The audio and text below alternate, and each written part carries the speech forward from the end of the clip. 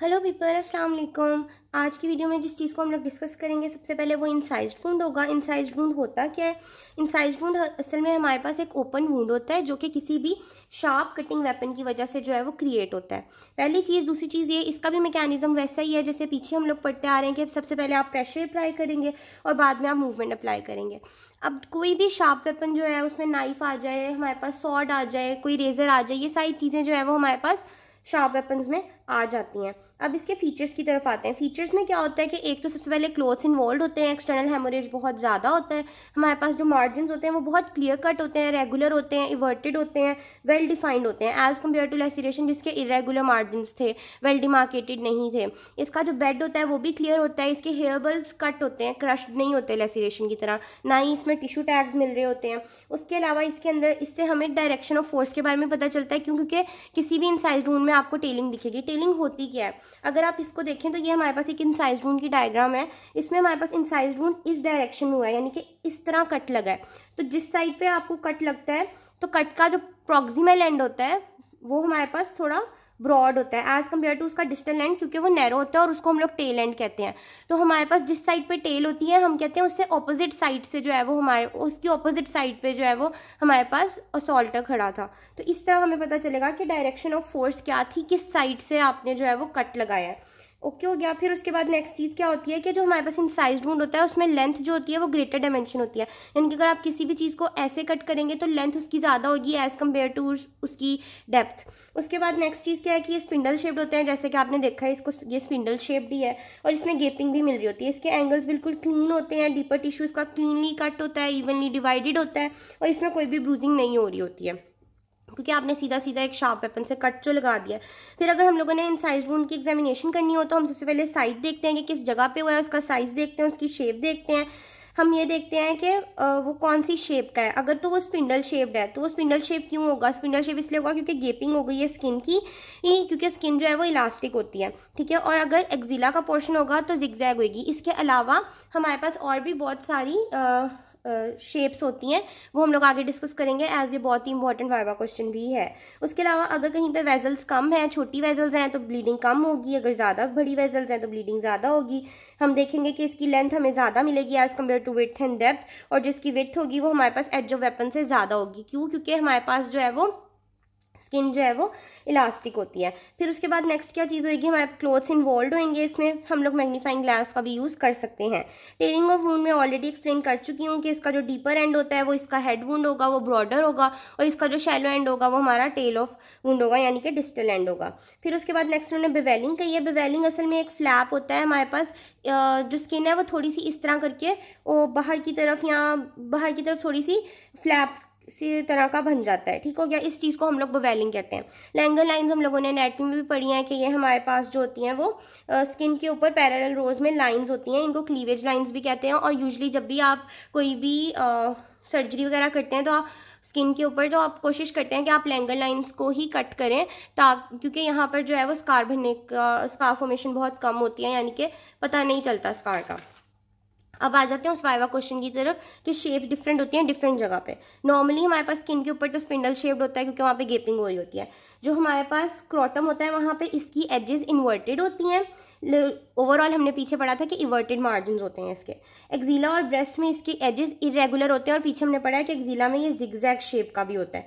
ये चीज़ हो गई। अगर कोई भी कर्व्ड वेपन यूज़ किया जा रहा है तो इसकी जो शेप होगी वो हमारे पास सिकल शेप्ड होगी, या पॉइंटेड एंड स्टैब या इंसाइज्ड वुंड होगा।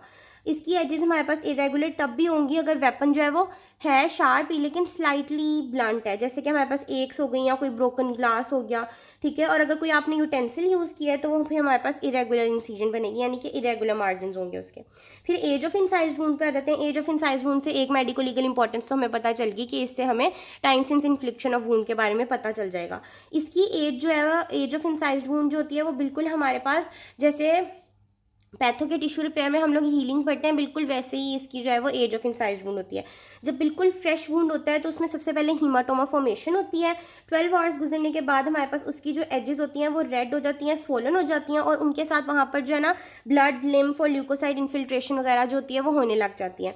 24 आवर्स के बाद वहाँ पर एक सर्फेस के ऊपर एक एंडोथीलियल कवरिंग सी जो है वो क्रिएट हो जाती है, ठीक हो गया। और नीचे हमारे पास जो है वो एक स्कैब बन जाता है क्लॉट का। 2 to 3 डेज के बाद हमारे पास ग्रैनुलेशन टिश्यू बन जाता है। 4 to 5 डेज में वहाँ पे फिब्रिल फॉर्मेशन होने लग जाती है और 1 वीक के बाद वहाँ पे स्कार फॉर्मेशन हो जाती है जहाँ पे इंसाइज्ड वुंड बना हुआ था। अब आ जाते हैं इंसाइज्ड और लेसिरेटेड वुंड के डिफरेंस के ऊपर। ये बहुत इंपॉर्टेंट है, ये यूक्यू रह चुका है और ये अक्सर पूछा जाता है। जो इंसाइज्ड वुंड होता है वो हमारे पास किसी शार्प वेपन की वजह से होता है, जबकि लेसिरेटेड ब्लंट ऑब्जेक्ट की वजह से होता है। जो इंसाइज्ड वुंड होता है वो बॉडी पे कहीं पे भी हो सकता है। लेसिरेटेड वुंड यूजुअली बोनी प्रोमिनेंसेस पे होता है। इंसाइज्ड वुंड की जो शेप होती है वो स्पिंडल और लीनियर होती है मोस्टली। जो लेसिरेटेड होता है वो इरेगुलर होता है। जो इंसाइज्ड वुंड होता है उसके मार्जिन रेगुलर होते हैं, वेल डिफाइंड होते हैं, इवर्टेड होते हैं, और जो लेसिरेटेड होता है उसका इरेगुलर होता है। एंगल्स की बात करें तो इंसाइज्ड वुंड शार्प होता है और वेल डिफाइंड होता है, लेसिरेटेड वुंड ब्लर्ड होता है और इल डिफाइंड होता है। इंसाइज्ड वुंड की बात करें तो उसकी वॉल्स जो होती हैं वो स्मूथ होती हैं और इसमें कोई भी टिश्यू टैग्स नहीं मिल रहे होते, लेकिन लेसिरेटेड में हमें टिश्यू टैग्स भी मिल रहे होते हैं और उसकी जो वॉल्स होती हैं वो इरेगुलर होती हैं।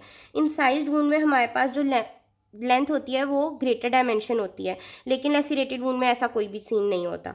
हेयर बल्ब्स जो होते हैं इंसाइज्ड वुंड में कट होते हैं, फाइनली कट होते हैं, लेकिन जो लेसिरेटेड वुंड होते हैं उसमें हमारे पास क्रश्ड होते हैं। ब्लड वेजल्स इंसाइज्ड वुंड में क्लीन कट होती हैं, लेसिरेटेड वुंड के अंदर हमारे पास जो होती हैं वो क्रश हो जाती हैं। ब्लीडिंग की बात करें तो ब्लीडिंग इंसाइज्ड वुंड में प्रोफ्यूज होती है, लेकिन लेसिरेटेड वुंड में कम होती है। इंसाइज्ड वुंड के अंदर जो हमारे पास ब्रूजिंग होती है वो नहीं हो रही होती। लेसिरेटेड वुंड में कभी कभी ब्रूजिंग हो सकती है। क्लोथ्स जो होते हैं वो इंसाइज्ड वुंड में प्रेजेंट होते हैं लेकिन वॉल्व्ड होते हैं, और इसमें होता क्या है कि हम लोग जब भी इंसाइज्ड वुंड को एग्जामिन करते हैं तो हम लोग क्लोथ्स के हिसाब से देखते हैं कि जहाँ पे इंसाइज्ड वुंड का कट लगा है उसी जगह पर हमारे पास जो है वो क्लोथ्स भी कट है। ठीक है, जो लेसिरेटेड वुंड होता है उसमें क्लोथ्स का इतना कोई इन्वॉल्वमेंट नहीं होती, और जो फॉरेन बॉडी होती है वो लेसिरेटेड वुंड में मिलती है, इंसाइज्ड वुंड में हमें नहीं मिलती है। उसके बाद नेक्स्ट हमारे पास आते हैं फैब्रिकेटेड वुंड्स। फैब्रिकेटेड वुंड उसके नाम से पता चल रहा है कि ये वो वुंड है जो किसी बंदे ने खुद फोर्ज किए हैं या फिक्शियस से वुंड्स हैं। ठीक हो गया, इसलिए इनका नाम फोर्ज्ड और फिक्शियस वुंड भी होता है। इसके अंदर दो तरह की चीज़ें आ जाती हैं, एक सेल्फ इन्फ्लिक्टेड और एक सेल्फ सफर्ड। सेल्फ इन्फ्लिक्टेड होता है कि किसी इंसान ने खुद ही अपने ऊपर जो है वो वुंड क्रिएट किया, और सेल्फ सफर्ड ये होता है कि उस इंसान ने किसी और से कहा है कि मेरे ऊपर जो है वो ये वुंड क्रिएट करो, किसी की हेल्प ली है उसने।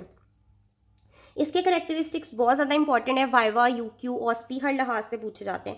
फैब्रिकेटेड वुंड्स एक तो मल्टीपल होते हैं, सुपरफिशियल होते हैं, हमेशा एक्सेसिबल पार्ट ऑफ बॉडी पे होते हैं, इसमें क्लोथ्स इन्वॉल्व नहीं होते, ये सबसे इंपॉर्टेंट पार्ट है। ठीक है, पैरेलल होते हैं एक दूसरे के to each other, super impose होते हैं, यानी कि बहुत ज़्यादा हेजिटेशन कट्स कह लें जैसे वैसे होते हैं।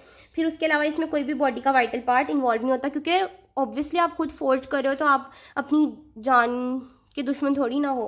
फिर उसके बाद ऑब्जेक्टिव की तरफ आ जाते हैं। ऑब्जेक्टिव भी इसका इंपॉर्टेंट है कि आखिर हम लोग जो फैब्रिकेटेड वुंड्स हैं वो क्रिएट ही क्यों करते हैं। तो इसके अंदर हमारे पास दो चीज़ें आ जाती हैं, एक तो ये कि आपका कोई अल्टीरियर मोटिव है और आप उस मोटिव के तहत किसी और के ऊपर फॉल्स एक्यूजेशन जो है वो अप्लाई करना चाह रहे हो।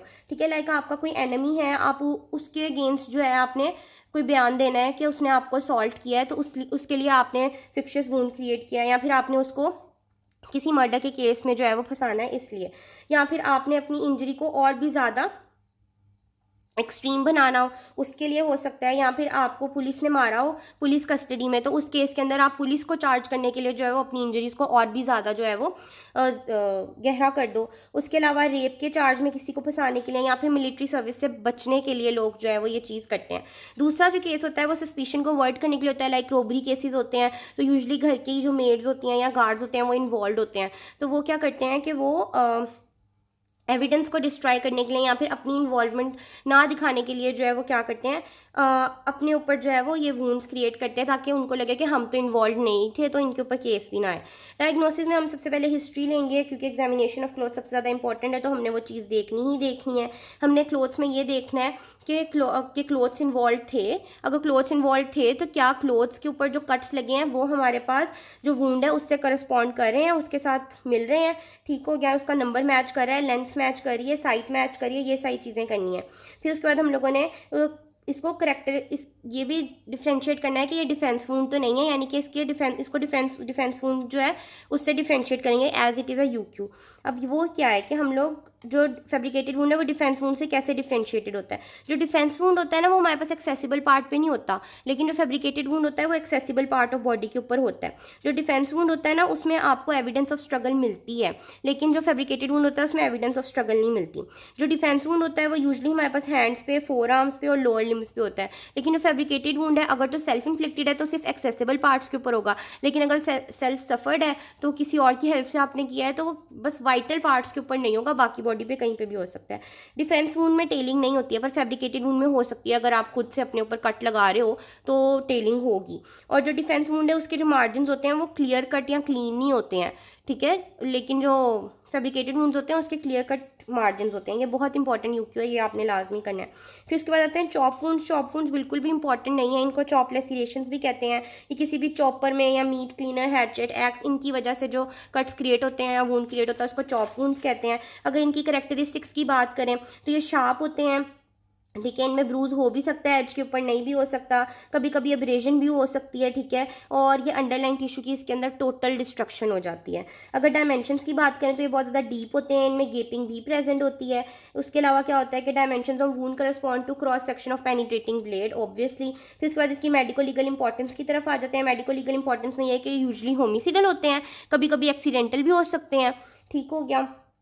उसके बाद वुंड एग्जामिनेशन करने पे हमें कॉजेटिव एजेंट के बारे में भी पता चल सकता है। उसके बाद हमारे पास आ जाता है difference between suicidal and homicidal cut throat. Suicidal and homicidal cut throat बहुत ही एक इंपॉर्टेंट क्वेश्चन है, एज अ यूक्यू भी अलहदा भी पूछ लेते हैं और इकट्ठे भी पूछ लेते हैं। इसमें क्या है कि जो सुसीडल हमारे पास कट थ्रोट होता है, अगर एक राइट हैंडेड पर्सन है तो उसकी नेक के ऊपर लेफ्ट साइड से कट लगा होगा और थायराइड कार्टिलेज के ऊपर होगा। लेकिन अगर होमिसिडल है तो वो दोनों साइड पर कट होगा नेक के, ठीक है, और थायराइड कार्टिलेज के नीचे होगा या उसके लेवल के ऊपर होगा। सुसीडल के अंदर टेंटेटिव कट्स होंगे। कभी भी कोई इंसान जब खुद सुसाइड करने लगा, ऑब्वियसली सुसाइड खुद करते हैं, सुसाइड करने लगा होगा तो वो पहले हल्के हल्के कट लगा के देखेगा और फिर एकदम से डीपर कट लगाएगा। होमिसिडल में ऐसा कोई टेंटेटिव या हेजिटेशन कट्स नहीं होते हैं। जो सुसीडल होता है उसके अंदर ग्रेजुअल डीपनिंग होती है, लेकिन जो हमारे पास होमिसिडल होता है उसमें बोल्ड कट होता है, लाइक कोई टेलिंग वगैरह कुछ भी नहीं हो रही होती। जो सुसीडल होता है उसके अंदर क्या होता है कि हमारे पास एक ही हमारे पास जो है वो एक बड़ा वुंड होता है, मेन वुंड होता है, और उसके साथ छोटे छोटे कट्स होते हैं। लेकिन जो होमिसिडल होता है उसमें एक ही बड़ा वुंड होता है और बस, उसके अलावा और कुछ भी नहीं होता। फिर उसके बाद अगर सुसीडल की बात करें तो कट जो है वो हमेशा नीचे की तरफ आता है, स्लोप्ड डाउन, लेकिन जो होमिसिडल है वो स्लोप्ड अप। अगर हो भी स्लोप तो वो ऊपर की तरफ होता है कट। उसके अलावा सुसीडल के अंदर कैरोटिड आर्टरी जो होती है वो यूजली इंजर्ड नहीं होती है, एस्केप कर जाती है, लेकिन होमिसिडल में कैरोटिड आर्टरी, जुगुलर वेन दोनों कट हो जाती हैं। सुसीडल में डिफेंस वुंड प्रेजेंट होते हैं, प्रेजेंट नहीं होते। होमिसिडल में डिफेंस वुंड प्रेजेंट हो सकते हैं। उसके अलावा हमारे पास जो होता है सुसीडल हमेशा क्वाइट प्लेस में होता है, होमिसिडल जो है वो हमारे पास कहीं पे भी हो सकता है। जो सुसीडल होता है उसके अंदर कैडावेरिक स्पैम की वजह से हमें वेपन मिल भी सकता है, और होमिसिडल के अंदर जो है वो हमें वेपन अक्सर ही नहीं मिल रहा होता। और जो सुसीडल होता है उसमें बाकी बॉडी पार्ट के ऊपर हमारे पास कोई भी इंजरीज नहीं होती हैं, पर होमिसिडल में बाकी बॉडी पार्ट के ऊपर जो है वो इंजरीज हमें मिलती हैं। इस वीडियो के अंदर बस इतना ही, बाकी उम्मीद है कि आपको इसकी समझ आई होगी।